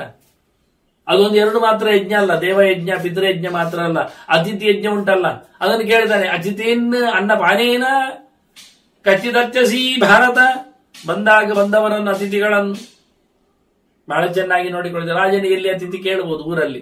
ಊರಿನ ಅತಿಥಿ ಎಲ್ಲ ಪರ ಊರಿನದ್ದಿರಬಹುದು, ಪರ ಊರಿನವರು ಬಂದು ಹೋಗ್ತಾರೆ, ಮುಂದುವರಿತಾರೆ, ಯಾತ್ರೆಗೆ ಬಂದಿರುತ್ತಾರೆ. ಹಾಗಾಗಿ ಬಂದು ಹೋಗುವವರನ್ನು ಚೆನ್ನಾಗಿ ನೋಡಿಕೊಳ್ಳುತ್ತಾ ಇದ್ದೆ. ಅತಿಥಿಗಳು ಋಷಿಗಳು ಇರ್ತಾರೆ, ರಾಜಋಷಿಗಳು ಇರ್ತಾರೆ, ಜನಸಾಮಾನ್ಯರು ಇರ್ತಾರೆ, ವರ್ತಕರು ಇರ್ತಾರೆ. ಹಾಗೆ ಬಂದು ಹೋಗುವವರನ್ನು ಒಳ್ಳೆ ರೀತಿಯ ಅನ್ನಪಾನಗಳಿಂದ ಅವರಿಗೆ ಬೇಕಾದ್ದು ಹಾಗೆ ಅದನ್ನು ನೋಡಿಕೊಳ್ಳುತ್ತಾ ಇದ್ದೆ. ಅದು ಅತಿಥಿ ಸೇವೆ ಆಗ್ತಾ ಉಂಟಾ ಅಂತ ಕೇಳುತ್ತಾನೆ. ಕಚ್ಚಿನ್ ನಯಪಥೆ ವಿಪ್ರಾಹ, ನಿನ್ನ ದೇಶದಲ್ಲಿ ನೀತಿಯ ನೆಲಗಟ್ಟಿನಲ್ಲಿ ಅಂದ್ರೆ ಚೌಕಟ್ಟಿನಲ್ಲಿ, ಸಂವಿಧಾನದ ಒಂದು ಸರಹದ್ದಿನಲ್ಲಿ ಎಲ್ಲರೂ ಇದ್ದಾರಾ ಅಂತ. ವಿಪ್ರಾಹ ಮೊದಲು ಕೇಳುತ್ತಾನೆ. ಸ್ವಕರ್ಮ ನಿರತಾಸ್ತವ ಕ್ಷತ್ರಿಯಾ ವೈಶ್ಯ ವರ್ಣಾವ ಶೂದ್ರಾವಾಪಿ ಕುಟುಂಬಿನಃ, ಇವರೆಲ್ಲ ಮನೆವಾಳ್ತೆಯನ್ನು ನೋಡಿಕೊಳ್ಳುವವರು, ಮನೆ ಮಂದಿ ಉಳ್ಳವರು, ಇವರೆಲ್ಲ ವರ್ಗದವರು ಎಲ್ಲ ಅವರವರ ಕೆಲಸದಲ್ಲಿ ಇದ್ದಾರಾ? ನ್ಯಾಯಯುತವಾಗಿದ್ದಾರಾ? ಅಲ್ಲಿ ಅನ್ಯಾಯ ಮಾಡುತ್ತಾರಾ? ಅಧರ್ಮ ವೃತ್ತಿಗಳನ್ನು ನಡೆಸ್ತಾರಾ? ತಪ್ಪು ಮಾಡ್ತಾ ಇದ್ದಾರಾ? ಕೇಳುತ್ತೆ. ರಾಜನಿಗೆ ನೋಡಬೇಕಾದ ಕತೆ ಸ್ವಕರ್ಮ ನಿರದಾಹ ಅಂತ ನೋಡಿ, ಎಷ್ಟು ಚೆನ್ನಾಗಿ ಕೇಳ್ತಾನೆ. ನೀನು ಕೇಳಿದಂತೆ, ಶಾಸ್ತ್ರ ತಿಳಿಸಿದಂತೆ ಅವರವರ ಕೆಲಸವನ್ನು ಅವರವರು ಮಾಡ್ತಾ ಇದ್ದಾರಾ ಇಲ್ಲವಾ? ಸ್ವಧರ್ಮದಲ್ಲಿ ಇರಬೇಕಾದ್ದು ಇದ್ರೆ ದೇಶಕ್ಕೆ ಕ್ಷೇಮ. ಇತರ ಧರ್ಮವನ್ನು ನಡೆಸಿದ್ರೆ ಅವರ ಧರ್ಮವನ್ನು ಮಾಡಿದ ತಪ್ಪು ಒಂದು, ಅವರಿಂದ ಮಾಡಲಿಕ್ಕೆ ಬಿಡದ ಒಂದು ತಪ್ಪು ಒಂದು, ಮತ್ತೆ ಇವನು ತನ್ನ ಧರ್ಮವನ್ನು ಬಿಟ್ಟಿರೋದು ಒಂದು ತಪ್ಪು. ಇನ್ನೊಬ್ಬರ ಕೆಲಸ ಮಾಡಿದ್ರೆ ಲಾಭ ಆಯ್ತಲ್ಲ ಕೇಳಬೇಡಿ. ಇನ್ನೊಬ್ಬರ ಕೆಲಸ ಮಾಡಿದ್ರೆ ಅವರ ಕೆಲಸಕ್ಕೆ ಜಾಗ ಕೊಟ್ಟಿಲ್ಲ ಆಯ್ತು ಒಂದು ವಿಷಯ. ಇನ್ನೊಂದು ತನ್ನ ಕೆಲಸ ಬಿಟ್ಟಾಗ ಆಯ್ತು, ಎರಡು ವಿಷಯ ಆಗುತ್ತೆ, ಎರಡು ಅನ್ಯಾಯ ಆಗುತ್ತೆ. ಅದನ್ನ ಅವರವರ ಕೆಲಸ ಅವರವರು ಎಲ್ಲರೂ ಸಹ ತಮಗೆ ಹೇಳಿದ ಹುಟ್ಟಿನಿಂದ ಬಂದ ಒಬ್ಬ ಒಳ್ಳೆ ಕಲ್ಲಿನ ಕೆಲಸ ಮಾಡುವ ಶಿಲ್ಪಿ, ಅವನು ತನ್ನ ಪರಂಪರೆಯಲ್ಲಿ ತನ್ನ ಮಕ್ಕಳಿಗೆ ಚಿಕ್ಕಂದಿನಲ್ಲೇ ಅವರು ಅದನ್ನು ಉಳಿ ಹಿಡಿದು ಕಲ್ಲು ಹಿಡಿದು ಕೆತ್ತಲಿಕ್ಕೆ ಶುರು ಮಾಡಿರ್ತಾರೆ. ಒಳ್ಳೆ ಕೈ ಕೂತಿ ಇರ್ತದೆ. ಅವರು ಅದನ್ನು ಬಿಟ್ಟು ನಾನು ಶಾಲೆಗೆ ಹೋಗ್ತೇನೆ, ABCD ಕಲಿತೇನೆ ಅಂತ ಶುರು ಮಾಡಿ ಅದರ ಬಗ್ಗೆ ಗಮನವೇ ಕೊಡದೆ 10, 12, 20 ವರ್ಷ ಯಾವುದೋ ಒಂದು ವೃತ್ತಿಪರವಾದ ಕೋರ್ಸ್ ಅಲ್ಲಿ ವಿದ್ಯೆಯಲ್ಲಿ ಅವನು ಹೋಗಿಬಿಟ್ರೆ ಮತ್ತವನಿಗೆ ಇದು ಬೇಕು, ಇದು ಕುಸುಬು ಮಾಡುವ ಅಂದ್ರೆ ಕೈ ಕೂತ್ಕೊಳ್ಳುವುದಿಲ್ಲ, ಕೇಳುವುದಿಲ್ಲ. ಮತ್ತೆ ಇಂಪೀರಿಯಲ್ ಕಾಂಪ್ಲಿಸಿಟಿ ಬರ್ತದೆ, ನಾನು ಅದೆಲ್ಲ ಕಲಿತಿದ್ದೇನೆ ಇದನ್ನೆಂತ ಮಾಡೋದು ಅಂತ ಒಂದು. ಮತ್ತೆ ಇದನ್ನು ಕಲಿಯದೆ ಬರುವುದಿಲ್ಲ, ಇದು ಒಂದು ವಿದ್ಯೆಯಾಗಿ ಕಲಿಬೇಕಾಗತ್ತೆ ಮತ್ತೆ.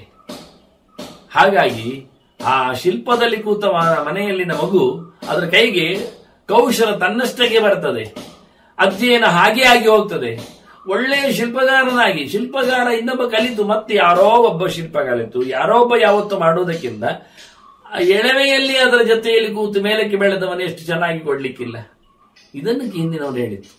ಮುಖ್ಯವಾಗಿ ಅವರವರ ಧರ್ಮಕ್ಕೆ, ಅವರವರಿಗೆ ಜೀನ್ಸಿಗೆ, ಅವರವರ ಪರಂಪರೆಯಲ್ಲಿ ಅವರವರ ಶ್ರದ್ಧೆಯಿಂದ ಎಕ್ವಿಪ್ಮೆಂಟ್ಸ್ ಎಲ್ಲ ಬೇಕಾದಷ್ಟು ಅಲ್ಲೇ ಉಂಟಾಗದಲ್ಲ ಅವನಿಗೆ.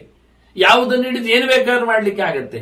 ಇಲ್ಲ ಹೊಸತೊಂದು ಶುರುವಾಗ ಹೊಸತೆಲ್ಲ ಯಾವುದು ಸರಿ ಆಗತ್ತೆ, ಅದರ ಅಳತೆಗಳೇನು, ಎತ್ತರ ಹೇಗೆ, ತಗ್ಗಿ ಯಾವುದು, ಹೊಸತು ಹುಡುಕುವುದರಲ್ಲೇ ಆಗಿ ಹೋಯ್ತು ಎಲ್ಲ ವಿಷಯಗಳು. ಇದನ್ನು ಗುರುತಿಸಿಕೊಟ್ಟು ಬಹಳ ಚೆನ್ನಾಗಿ ಹೇಳುತ್ತಾನೆ. ಇಡೀ ಜನಸಮುದಾಯ ಎಲ್ಲವೂ ಇದ್ರೆ ಚಂದ.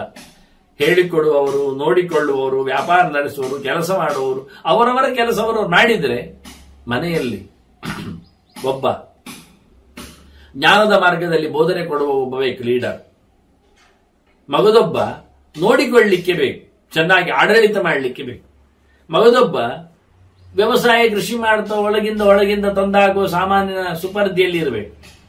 ಮಗದೊಬ್ಬ ಸಣ್ಣ ಪುಟ್ಟ ಕೆಲಸ ಮಾಡ್ತಾ ಕೆಳಗಿಂದ ಗುಡಿಸುವುದಾಗಲಿ ಪಾತ್ರ ತೊಳೆಯುವುದಾಗಲಿ ಎಲ್ಲ ಮಾಡಬೇಕು. ಇದು ಎಲ್ಲವನ್ನು ಒಬ್ಬರೇ ಮಾಡುವುದು ಹೇಳಿದ್ರೆ ನಿಮ್ಮ ತಟ್ಟೆ ನೀವು ತೊಳಿಬಹುದು, ನಿಮ್ಮ ಕೈ ನೀವು ತೊಳೆದಂತೆ ಆಯ್ತು ಮಾಡುವ. ನಿಮ್ಮ ನೀರು ನೀವು ತರಬಹುದು, ನಿಮ್ಮ ನೀರು ಕುಡಿಯುವಂತೆ ಆಯ್ತು. ನಿಮ್ಮ ಅನ್ನ ನೀವು ಬೇಯಿಸಿ ಹೇಳಿದ್ರೆ ಮನೆಯಲ್ಲಿ 4 ಜನ ಇದ್ರೆ 4 ಜನರು ಬೇಯಿಸಬೇಕಾ?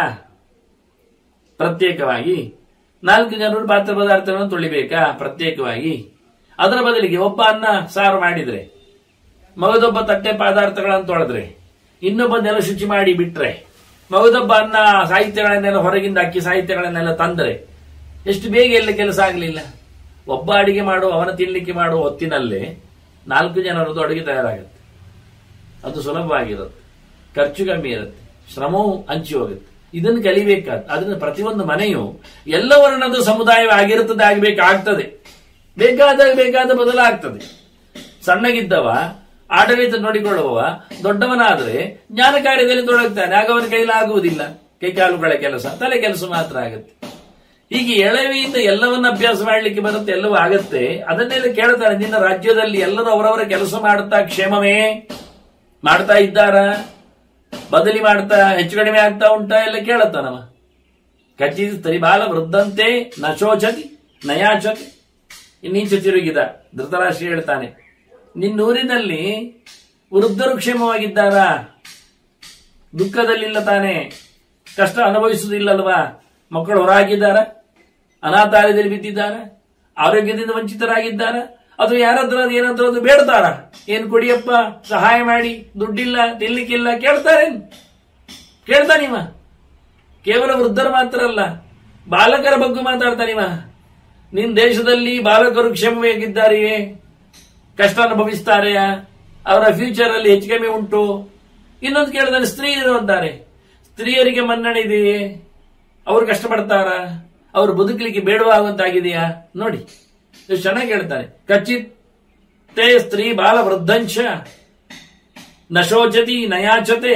ನಿನ್ನ ಸುಪರ್ದಿಯಲ್ಲಿದ್ದಾಗ ಕಚ್ಚಿತ್ ಯಾರೊಂದು ಸ್ತ್ರೀ ಆಗಲಿ, ಬಾಲಕನಾಗಲಿ, ವೃದ್ಧರಾಗಲಿ ನೋವನ್ನು ಅನುಭವಿಸುವಂತೆ ಇದ್ರೆ ಅದನ್ನು ಕೂಡ ಪರಿಮಾರ್ಜನೆ ಮಾಡಿ ನೋಡಿ. ಆ ಕಾಲದಲ್ಲಿಯೇ ಧೃತರಾಷ್ಟ್ರನ ಪ್ರಶ್ನೆಯಲ್ಲಿಯೇ ಸ್ತ್ರೀಯರಿಗೊಂದು ಮೀಸಲಾತಿ ವ್ಯವಸ್ಥೆ, ಆರೋಗ್ಯ ವ್ಯವಸ್ಥೆ ಆಗಲಿ, ಅಥವಾ ಅವರನ್ನು ನೋಡಿಕೊಳ್ಳುವುದಾಗಲಿ, ಅವರಿಗೆ ತೊಂದರೆ ಆಗದಂತೆ, ಅವರು ಬೇಡಲು ಬಾರದಂತೆ, ಅವರಿಗೆ ಬೇಕಾದಷ್ಟು ಅವರ ಸೌಕರ್ಯಗಳು ಸಿಗುವಂತೆ, ಬಾಲಕರಿಗೆ ಒಂದು ಪ್ರತ್ಯೇಕ, ವೃದ್ಧರಿಗೆ ಒಂದು, ಎಷ್ಟು ಚೆನ್ನಾಗಿ ಕೇಳುತ್ತಾನದು. ಅದರೊಟ್ಟಿಗೆ ಜಾಮಯ ಪೂಜಿತ ಕಚ್ಚಿತು ತವ ಗೇಹೆ ನರರ್ಷಭ, ನಿನ್ನ ಮನೆಯಲ್ಲಿ ಬಂದಾಗ ಬಂಧುಗಳು ಅತಿಥಿಗಳಾಯ್ತಲ್ಲ, ಬಂಧುಗಳು ಸಂಬಂಧಿಗಳು ಒಟ್ಟು ಬಂದು ಹೋಗುವವರೆಲ್ಲ, ಇವರಿಗೆಲ್ಲ ನೀನು ಗೌರವ ಕೊಡ್ತಿದ್ದಾನೆ. ರಾಜ ಅಂತ ಹೇಳಿಕೊಂಡು ಪ್ರಜೆಗಳ ಸಾಮಾನ್ಯ ಅಂತ ಮಾಡ್ಲಿಕ್ಕಿಲ್ಲ. ಬಂಧುಗಳು ಅಂದಾಗ, ಬಂಧು ಹೋಗುವರಂದಾಗ, ಅತ್ತ ಕಡೆ ಇತ್ತ ಕಡೆ ಅಂದಾಗ ಅವರಿಗೆಲ್ಲ ಗೌರವ ಮನ್ನಣೆ ಬೇಕು ಹೆಚ್ಚು. ಮಾಡ್ತಾ ಇದೀಯಾ ಕೇಳ್ತಾನೆ. ಮತ್ತು ಕೊನೆಗೊಂದು ಕೇಳುತ್ತಾನೆ, ಅಲ್ಲ ನಮ್ಮ ರಾಜತನ ಅದು ಬಂದು ಹೋಗುವುದು. ಊರಿರ್ತದೆ, ಜನರಿರ್ತಾರೆ, ಸಿಂಹಾಸನ ಇರ್ತದೆ, ಸುಪರ್ದಿ ಇರ್ತದೆ, ಆದ್ರೆ ಬಂದು ಹೋಗುವವರು ನಾವು. ನೀನೀಗ ರಾಜ, ನಿನ್ನ ರಾಜತನದಲ್ಲಿ ನಮ್ಮ ವಂಶದ ಮರ್ಯಾದೆ ಘನತೆ ಅದು ಏನಾದರೂ ಕುಂದಿದೆಯೇ? ಇದು ಆತ್ಮವಿಮರ್ಶೆ. ನಾನು ರಾಜನಾಗಿ ಬಂದ ಬಳಿಕ ಈ ಹಿಂದೆಯ ರಾಜರಿಗಿಂತ ನನ್ನ ರಾಜ್ಯ, ಅದರ ಉತ್ಸವ ಅದು ಕಳಪೆ ಮಟ್ಟಿದ್ದಾಗಿದೆ ಅಂತ ಜನರು ಆಡಿಕೊಂಡ್ರೆ ನಾವು ನಿಜವಾಗಿ ರಾಜೀನಾಮೆ ಕೊಡಬೇಕು ಅಂತ. ಇದನ್ನು ಧೃತರಾಷ್ಟ್ರ ಈಗ ತನ್ನ ಆಬ್ಸೆನ್ಸ್ ಅಲ್ಲಿ ಧರ್ಮರಾಜನ ಆಡಳಿತೆಯಲ್ಲಿ ಧರ್ಮರಾಜನಲ್ಲೇ ಪ್ರಶ್ನಿಸ್ತಾನೆ. ಕಚ್ಚಿತ್ ರಾಜರ್ಷಿ ವಂಶೋಯಂ ತ್ವಾಮಾಸಾಧ್ಯ ಮಹೀಪತಿಂ ಯಥೋಚಿತಂ ಮಹಾರಾಜ ಯಶಸಾ ನಾವಸಿದತಿ. ನಿನ್ನನ್ನು ಪಡೆದ ಬಳಿಕ ನಮ್ಮ ಈ ರಾಜರ್ಷಿ ವಂಶ, ದೊಡ್ಡ ದೊಡ್ಡ ಅರಸರು ಬಂದಿರತಕ್ಕ ಈ ವಂಶ, ನೀನೀಗ ಅದರ ಒಂದು ಕುಡಿಯಾಗಿದೆ. ಈಗ ನೀನದರ ಮುಂದುವರಿಕೆಯಾಗಿದೆ.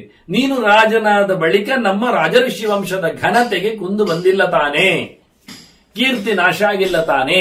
ನೀನು ಸೇರಿದವಂತ ಇನ್ನೊಂದು ಗರಿ ನಮ್ಮ ವಂಶದ ಮೇಲೆ ದೊಡ್ಡ ರಾಜ ಅಂತ ಈ ಪಟ್ಟಿ ಹಾಕ್ತಾರಲ್ಲ ಕೆಲವರು ಕುಲಪತಿಗಳು, ಆಡಳಿತ ಆಡೂರಡು ಅಂತ ಹೇಳ್ತಾ ಬರ್ತಾರೆ.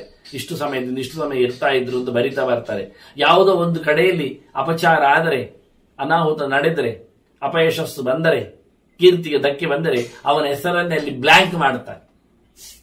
ಈ ರಾಜನ ಸುಪರ್ದಿಯಲ್ಲಿ ಇಲ್ಲಿ ಇಂತಹ ಕೆಟ್ಟ ಗಳಿಗೆ, ಇಂತಹ ಕೆಟ್ಟ ಕೆಲಸ ಆಗಿಹೋಯ್ತು ಅಂದಾಗ ಅಲ್ಲಿ ಬ್ಲ್ಯಾಂಕ್ ಬಿಡ್ತಾರೆ. ಇಷ್ಟು ವರ್ಷದಿಂದ ಇಷ್ಟು ವರ್ಷದವರೆಗಿನ ಕತೆ ಅಲ್ಲಿ ಇಲ್ಲ, ಯಾಕಿಲ್ಲ, ಏನಿಲ್ಲ ಕೇಳಿದ್ರೆ ಅದೇ ಯಾರೊಬ್ಬ ಹಾಳು ವ್ಯಕ್ತಿ ಅವನು ಹೇಳುವುದೇ ಬೇಡ ಅಂತ ಮರೆಮಾಚಿ ಬಿಡ್ತಾನೆ. ಅದನ್ನು ಕೇಳ್ತಾನೆ, ನೀನು ರಾಜನಾಗಿ ಬಂದ ಬಳಿಕ ನಮ್ಮ ದೇಶದ ಆ ದೌಲತ್ತು ಅದು ಹಾಗೆ ಉಳ್ಕೊಂಡಿದೆಯೇ, ಯಶಸ್ಸು ಹಬ್ಬಿದೆಯೇ ಅಂತ ಬಹಳ ಸುಂದರವಾಗಿ 12 ಪ್ರಶ್ನೆಗಳನ್ನು ಒಟ್ಟಿಗೆ ಧರ್ಮರಾಜನಲ್ಲಿ ಧೃತರಾಷ್ಟ್ರ ಅವನು ಕಾಡಿನಲ್ಲಿದ್ದಾನೆ. ಹಾಗಾಗಿ ಅವನಿಗೆ ಊರಿನ ಪೂರ್ವ ಸುದ್ದಿಗಳ ಬಗ್ಗೆ ಬೇಕಿತ್ತು. ಧರ್ಮರಾಜ ಊರಲ್ಲೇ ಇದ್ದುಕೊಂಡವ, ಅವರಿಗೆ ಕಾಡಿಗೆ ಬಂದಿದ್ದಾನೆ, ಅವರಿಗೆ ಕಾಡಿನ ತನ ಬೇಕಿತ್ತು ಈಗ.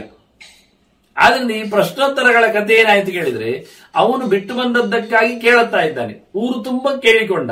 ಒಂದು ಮಧ್ಯೆಯಲ್ಲಿ ದೇವರ ಪೂಜೆ ಬಗ್ಗೆ ಮಾತಾಡಿದ್ದ, ಯಜ್ಞ ಯಾಗಗಳ ಬಗ್ಗೆಯೂ, ದೇವ ಪಿತೃಕರ್ಮದ ಬಗ್ಗೆಯೂ, ಅತಿಥಿ ಸತ್ಕಾರದ ಬಗ್ಗೆ ಒಂದು ಧಾರ್ಮಿಕವಾಗಿ ಕೇಳಿಕೊಂಡಿದ್ದ. ಮತ್ತೆಲ್ಲ ಸುತ್ತು ಹೊಡೆದದ್ದು, ಗಿರಕಿ ಹೊಡೆದದ್ದೆಲ್ಲ ರಾಜತಂತ್ರದ ಬಗ್ಗೆ. ಯಾಕೆ ಅವನೊಬ್ಬ ರಾಜತಾಂತ್ರಿಕನಾಗಿ. ಧರ್ಮರಾಜ ಈಗ ಅದು ಬೇಡ ಅಂತೇಳಿ ತಲೆ ಮೇಲೆ ಹೊತ್ಕೊಂಡವ. ಎಲ್ಲರಿಟ್ಟದ್ದನ್ನು ಆದಷ್ಟು ಕೆಳಗೆ ದುಡ್ಲಿಕ್ಕೆ ನೋಡಿ ಕೊನೆಗೂ ಸಹ ಅದು ಕಟ್ಟಿ ಹಾಕಿದ್ದಾರೆ ಹೇಳಿಕೊಂಡು ಒಪ್ಪಿಕೊಂಡು ಬಂದವ. ಈಗ ಮತ್ತೆ ಬಂದು ಅದರ ಸುತ್ತ ಪ್ರಶ್ನೆ ಕೇಳಿಕೊಂಡಾಗಲು ಅಲ್ಲ, ಏನು ಹೇಳಲಿಕ್ಕೆ ಹೋಗ್ಲಿಲ್ಲ, ಏನು ವಿಶೇಷವಾದ ಉತ್ತರ ಕೊಡದೆ ಮುಂದೆ ಹೋಗ್ತಾ ಇದ್ದಾನೆ. ಈಗ ಅವನು ಬಂದದ್ದು ಈಗ ದೃಷ್ಟಿ ವಿಶಾಲ ಆಗಿದೆ ಧರ್ಮರಾಜನದ್ದು. ನೋಡಿಕೊಂಡು ಹೋಗ್ಲಿಕ್ಕೆ ಬಂದಿದ್ದಾನೆ, ಪರಿಕಿಸ್ತಾ ಇದ್ದಾನೆ, ಪ್ರಶ್ನೆ ಗಮನ ಕೊಡುತ್ತಾ ಇದ್ದಾನೆ. ಏನ್ ಮಾಡಿದ ಅಂತ ಹೇಳಿ ವೈಶಂಪಾಯನರು ಹೇಳ್ತಾರೆ, ಜನಮೇಜನಿದ್ದ ಕುಶಲ ಪ್ರಶ್ನ ಸಂಯುಕ್ತ ನ್ಯಾಯವಿತ್ ಪ್ರತ್ಯಭಾಷತ. ಸಹಜವಾಗಿ ಉತ್ತರಿಸಿದ, ಒಳ್ಳೆ ನ್ಯಾಯವಂತ, ನ್ಯಾಯವಿದ, ಒಳ್ಳೆ ಕೇಳಿ ತಿಳ್ಕೊಂಡವ ಎಲ್ಲವನ್ನು, ರಾಜಕೀಯ ನ್ಯಾಯವನ್ನೆಲ್ಲ ಅಭ್ಯಾಸ ಮಾಡಿಕೊಂಡವನಾದ್ರಿಂದ ಸರಿಯಾಗಿ ಉತ್ತರ ಕೊಟ್ಟ. ಆದ್ರೆ ಪ್ರಶ್ನೆಯನ್ನೇ ಹೆಚ್ಚಿಟ್ಟ. ನೋಡಿ, ಧರ್ಮರಾಜನು ಪ್ರಶ್ನೆ ಕೇಳಲಿಕ್ಕೆ ಕೂತಿದ್ದಾನೆ. ಈಗ ಅಪ್ಪ ನೀನು ಹೇಗಿದ್ದಿ ಕೇಳಬೇಕಾ ಬೇಡ, ಮೊದಲು ಮಗನಿಗೆ ಹೇಗಿದ್ದಿ, ನಿನ್ ತಮ್ಮಂದ್ರೆ ಹೇಗಿದ್ದಾರೆ, ಊರವ್ರು ಹೇಗಿದ್ದಾರೆ, ಧರ್ಮದಾನ ಎಲ್ಲ ಆಗ್ತಾ ಉಂಟಾ, ಎಲ್ಲ ಕೇಳ್ತಾ ಇದ್ದೀನಿ. ಊರಿಗೇನು ತೊಂದರೆ ಬರ ಅಲ್ವಾ, ಊರಲ್ಲಿ ಕೇಳಲಿಕ್ಕೆ ಬೇಕಾದಷ್ಟು ಜನ ಇದ್ದಾರೆ, ಭೃತ್ಯರಿದ್ದಾರೆ, ವ್ಯವಸ್ಥೆ ಇದೆ, ಕೋಶ ಇದೆ, ಎಲ್ಲ ಇದೆ. ಅದು ಊರು ಹೇಗಿದೆ ಅಂತ ಕೇಳೋದು ಮುಖ್ಯ ಅಲ್ಲ, ನೀನ್ ಹೇಗಿದೆ ಕೇಳೋದು ಮುಖ್ಯ ಅಲ್ಲ. ಅವನಿಗೆ ಊರು ಬಿಟ್ಟು ಬಂದವ. ನಿಜವಾಗಿ ಧೃತರಾಜ ತನ್ನೆದ್ದೇ ಮೇಲೆ ಪ್ರಶ್ನೆ ಹಾಕಬೇಕಿತ್ತು ಧರ್ಮರಾಜ ಮೊದಲಿಗೆ, ಅಪ್ಪ ಹೇಗಿದ್ದಿ ಅಂತ ನೋಡ್ಲಿಕ್ಕೆ ಬಂದವ.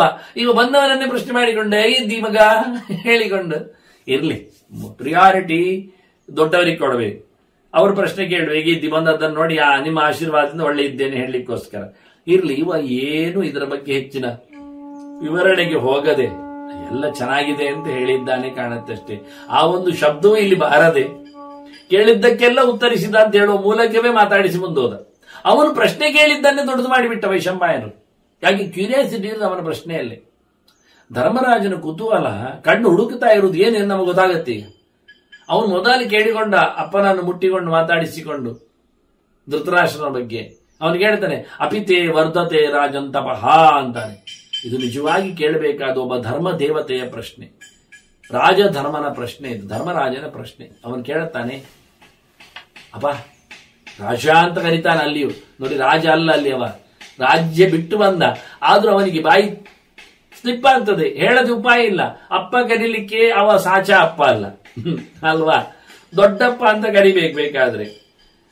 ಆದ್ರೆ ಇವನು ದೊಡ್ಡಪ್ಪ ಅಂತ ಕರೆದ್ರೆ ಎಲ್ಲಿಯಾದ್ರೂ ಆತ್ಮೀಯತೆಯಿಂದ ಕರೆದ ಅಂತ ಹೇಳಿಕೊಂಡು ಅವನಿಗೆ ಸಣ್ಣದಾಗಿ ಬಿಟ್ರೆ ಮಂಡೆ ಅಂತ ಹೇಳಿ ಇವ ಹಿಂದಿನ ಚಾಳಿಯಲ್ಲೇ ಮಾತಾಡಿಬಿಟ್ಟ. ಅಪಿತೆ ವರ್ಧತೆ ರಾಜಂತಪಃ, ನಿನ್ನ ತಪಸ್ಸು ಬೆಳೀತಾ ಉಂಟಾ, ಅದು ಮುಖ್ಯ. ನೋಡಿ, ನಾವು ಅರಸತ್ತಿಗೆ ಬಿಟ್ಟು ಬಂದೆವು, ಕಾಡಲ್ಲಿ ಕೂತೇವು ಅಂದ್ರೆ ಪರದಾಡ್ಲಿಕ್ಕೆ ಆಯ್ತು ಹೇಳಿದ್ರೆ ಕಷ್ಟ. 24 ಗಂಟೆ ಸಾಕೋದು ಮಾರಾಯ, ಎಂತದಕ್ಕೆ ನೋಡಿ. 4 ಹೊತ್ತಲ್ಲಿ ಹೋಗ್ಬೇಕು, ಮಿಂದು ಬರ್ಬೇಕು, ಬರುವಾಗ ನೀರು ತರಬೇಕು, ನೀರಿಟ್ಟುಕೊಂಡು ಏನಾದ್ರು ತಿನ್ಲಿಕ್ಕೋ ಕುಡಿಲಿಕ್ಕೋ ಮಾಡ್ಬೇಕು. ಅಷ್ಟೊತ್ತಿಗೆ ಆಗ್ತದೆ. ಎಂತ ಅಲ್ಲಿದ್ದದ್ದೇ ಹುಲ್ಲುನದ್ದು ಅಕ್ಕಿಯನ್ನ ಕುಟ್ಟಿಕೊಂಡ, ಭತ್ತವನ್ನ ಏನಾದ್ರು ಮಾಡಿಕೊಂಡು ಬಿದ್ದೋದನ್ನ ನೆಕ್ಕಿಕೊಂಡ, ಅದ್ರ ಹುಳೋಪಟ್ಟೆಗಳಿದ್ದದನ್ನ ಆರಿಸಿಕೊಂಡ ಮಾಡುವಾಗಲೇ ಮಧ್ಯಾಹ್ನ ಆಗ್ತದೆ. ಮತ್ತೊಂದಿಷ್ಟು 1000 ಗಾಯತ್ರಿಯ ಜಪವು ಅಷ್ಟಾಕ್ಷರ ಮಾಡ್ಲಿಕ್ಕೆ ಉಂಟಲ್ಲ, ಅದೆಲ್ಲ ಮಾಡದೆ ಆಗ್ತದ, ಮಾಡ್ಲಿವಾಗ ಆಗ್ತದೆ. ಮತ್ತೆ ನಮ್ದು ಲೆಕ್ಕ ತಪ್ತದೆ ಕೆಲವೊಮ್ಮೆ, ಮತ್ತೆ ಅಲ್ಲಿಗೆ ನಿದ್ದೆ ಬರ್ತದೆ, ಆಯಾಸ ಆಗ್ತದೆ. ಕೈಕಾಲುಗಳ ಶ್ರಮಕ್ಕೋಸ್ಕರ ಕೆಲವು ಆಯಾಸಗಳಿಗೆ ಪರಿಹಾರಕ್ಕೆ ಯೋಗ ಎಲ್ಲ ಮಾಡಬೇಕಾಗುತ್ತೆ. ಒಬ್ಬ ತಾಪಸ್ವಿ ಒಳ್ಳೆ ಯೋಗ ಮಾಡ್ತಿದ್ದಾನೆ, ನಾನು ಕೇಳಿಕೊಂಡದ್ದು. ಈ ವಟಮೂಲದ ಅಡಿಯಲ್ಲಿ, ವಟಮೂಲ ನಿವಾಸಿನಿ ಅಂತಾರಲ್ಲ, ಆಲದ ಮರ, ಆಲದ ಮರದಲ್ಲಿ ಬಿಳಲುಗಳು ಜಾಸ್ತಿ, ಮೇಲಿಂದ ಇಳಿತದೆ ಕೆಲವು ಬೇರುಗಳು.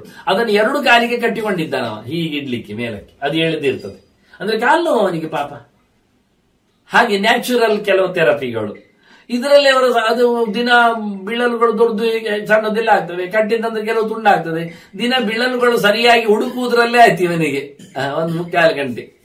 ಅದು ಚೆನ್ನಾಗಿ ಕಾಣುತ್ತದೆ, ಯಾರಾದ್ರೂ ಬಂದ್ರೆ ವಿಡಿಯೋ ಮಾಡಿದ್ರೆ ಒಳ್ಳೇದಿರ್ತದೆ. ಇದು ಮಹಾಯೋಗಿ ಅಂತ ಲಕ್ಷಣ ಅಂತ ಕಾಣುತ್ತೆ. ಇರ್ಲಿ, ಅದನ್ನ ನಿನಗೆ ಇಲ್ಲಿ ಕೂತವನಿಗೆ ಪರಿಕರಗಳ ಪ್ರಜ್ಞೆಯಲ್ಲಿ ಹೆಚ್ಚು ಹೊತ್ತು ಹೋಗ್ತದ, ತಪಸ್ಸು ದೊಡ್ಡದಾಗ್ತದ ಕೇಳ್ತಾನೆ. ವರ್ಧತೆ ತಪಃ ಅಂತಾನೆ. ಅಪಿ ತಪಸ್ಸು ಬೆಳೀತದ, ಬಂದದ್ದು ತಪಸ್ಸು ಮಾಡ್ಲಿಕ್ಕೆ ಅಂತ. ಒಳ್ಳೆ ತಪಸ್ಸು ಆಗ್ತಾ ಉಂಟಾ, ತಪ ಆಲೋಚನೆ ಅಂತ, ದೇವರ ವಿಚಾರ ಚಿಂತನೆ, ಅದು ನಡೀತದ ಕೇಳ್ತಾನೆ. ಮತ್ತೆ ಮಂದ ಶ್ರಮಶ್ಚತೆ, ನಿನಗೆ ಆಯಾಸ ಕಮ್ಮಿ ಆಗಿದೆಯಾ? ತಪಸ್ಸು ಬೆಳಿಬೇಕಾದ್ರೆ ಆಯಾಸ ಕಮ್ಮಿ ಆಗಿದೆ.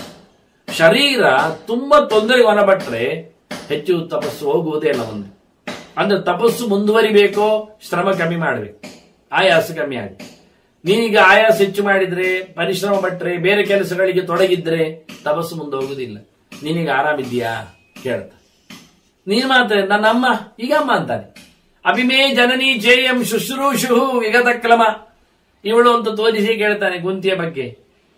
ಇವಳು ಚೆನ್ನಾಗಿ ಸೇವೆ ಮಾಡ್ತಾಳ, ಆಯಾಸ ಹೋಗಿದೆ ಇವಳಿಗೆ, ಆಯಾಸ ಆಗ್ತದ, ಕಷ್ಟಪಡ್ತಾಳ, ಕಷ್ಟ ಇಲ್ಲದೆ ಸೇವೆ ಆಗುತ್ತಾ?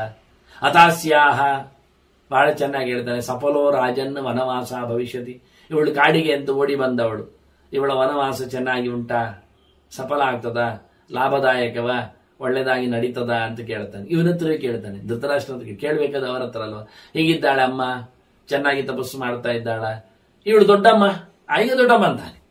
ಗಾಂಧಾರಿಗೆ ಆಗುವಾಗ ಎಂಚ ಮಾತಾ ಜ್ಯೇಷ್ಠಾಮಿ ಶೀತ ವಾತಾಧ್ವಕರ್ಷಿತ, ಈ ಬಿಸಿಲು ಮಳೆ ಗಾಳಿ ನೆಲ ಅಂತ ಹೇಳಿ ನಡೆದು ಮತ್ತೊಂದು ಇನ್ನೊಂದು ಹೇಳಿ ಭಾರಿ ಸಂಕಟ ಪಟ್ಟಿದ್ದಾಳಲ್ಲ, ಇವಳು ಘೋರವಾದ ತಪಸ್ಸು ಮಾಡ್ತಾ ಇರ್ಬೇಕಲ್ಲ. ಘೋರೇಣ ತಪಸ್ಸಾಯುಕ್ತ ದೇವಿ ಕಚ್ಚಿನ ಶೋಚತಿ, ಬಹಳ ತೀಕ್ಷ್ಣವಾದ ಕಷ್ಟವಾದ ಭೀಕರವಾದ ತಪಸ್ಸಿನಿಂದ ಇವಳಿಗೆ ಸಂಕಟ ಆಗ್ತಾ ಇಲ್ಲ ತಾನೇ?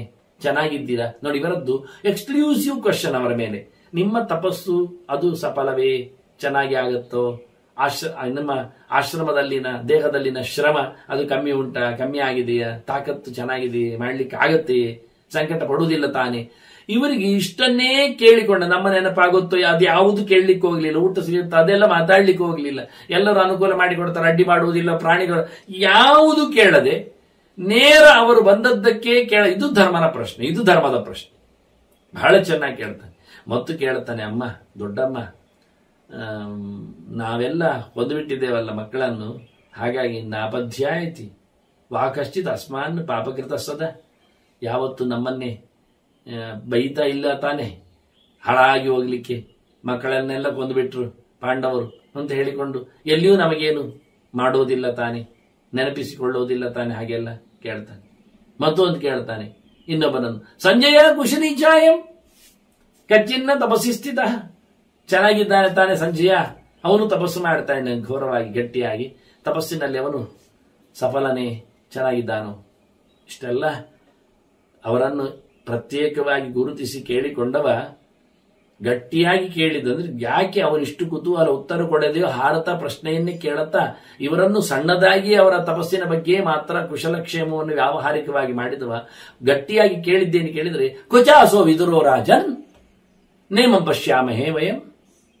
ಇಲ್ಲಿ ಕಾಣ್ತಾ ಇಲ್ಲಲ್ಲವ ವಿದುರ, ಎಲ್ಲಿ ವಿದುರ, ವಿದುರ ಎಲ್ಲಿ ಕೇಳ್ತಾನೆ ನೋಡಿ. ಅವನ ಕುತೂಹಲ ಇದ್ದದ್ದೀಗ ಮೊದಲಿಂದಲೂ ಯಾಕೆ ಈ ಪ್ರಶ್ನೆಗಳಿಗೆಲ್ಲ ಅವನು ಉತ್ತರ ಕೊಡೆಯ ಹಾರಿಸುವಂತೆ ಆಯ್ತು ಹೇಳುತ್ತಾ ಇವರ ತಪಸ್ಸನ್ನು ಫಾರ್ಮ್ಯಾಲಿಟಿಯಾಗಿ ಧೃತರಾಷ್ಟ್ರಾದಿಗಳನ್ನು ಕೇಳಬೇಕು ಅಂತ ಧೃತರಾಷ್ಟ್ರ ಆದ ತಕ್ಷಣ ಅಮ್ಮನನ್ನೇ ಮಾತಾಡಿಸಿ, ಮತ್ತೆ ಗಾಂಧಾರಿಯನ್ನು ಮಾತಾಡಿಸಿ ಪ್ರಿಯಾರಿಟಿ ಅಂತೆ, ಮತ್ತೆ ಸಂಜಯನನ್ನು ಮತ್ತೆ ವಿದುರನನ್ನು ಸಹ, ವಿದುರನ್ನು ಕೇಳಿ ಸಂಜಯನ ಕೇಳುತ್ತಾನೆ, ಆದ್ರೆ ವಿದುರ ಎಲ್ಲಿ ಕೇಳ್ತಾನೆ. ದೊಡ್ಡ ಪ್ರಶ್ನೆ ಇದು ವಾಸ್ತವವಾಗಿ. ಇಲ್ಲಿಲ್ಲ. ಈಗ ಏನಾಗಿದೆ, ಏನು ಉತ್ತರ ಬರುತ್ತೆ, ವಿದುರನ ಕಥೆ ಏನಾಯಿತು ಎನ್ನುವುದನ್ನು ಮುಂದಿನ ಚಿಂತನೆಯಲ್ಲಿ ನಾವು ನೋಡುವ. ಮತ್ತೆ ವಂದನೆಗಳು. ಶ್ರೀಕೃಷ್ಣಾರ್ಪಣಮಸ್ತು. ನಾರಾಯಣ ನಾರಾಯಣ ನಾರಾಯಣ.